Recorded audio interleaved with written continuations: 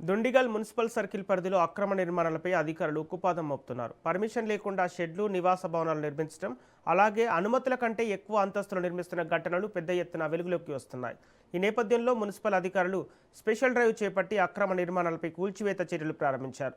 Dundigal municipal circle deputy commissioner Manikaram మాట్లాడుతూ ఎవరు కూడా అనుమతులు లేకుండా నిర్మాణాలు చేపట్టవద్దని హెచ్చరిస్తున్నారు. నిబంధనలు ఉల్లంఘిస్తే కఠిన చర్యలు తప్పవని, అవసరమైతే నిర్మాణాలు పూర్తిగా కూల్చివేస్తామని స్పష్టం చేశారు.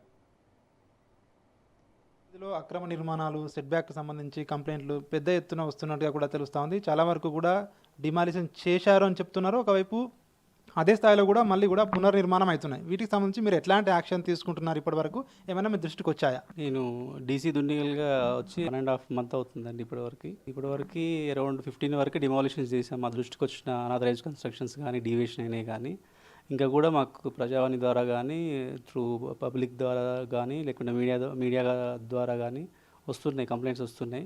సో వాటికి నోటీస్ ఇస్తున్నాము, తర్వాత స్పీకింగ్ ఆర్డర్ ఇస్తున్నాము. యాజ్ పర్ నామ్స్ ఏదైతే ఉందో దాని ప్రకారము యాక్షన్ తీసుకుంటున్నాము. ఇంకా మీద వచ్చే వాటి మీద కూడా డెఫినెట్గా యాక్షన్ తీసుకుంటాము. అంటే కొన్ని డిమాలిషన్ అయినా కూడా మళ్ళీ విత్ ఇన్ ఫ్యూ వీక్స్లోనే మళ్ళీ రీకన్స్ట్రక్షన్ అవుతున్నాయని చెప్పి అంటున్నారు. అవును, అవి కూడా మా దృష్టికి వచ్చాయండి.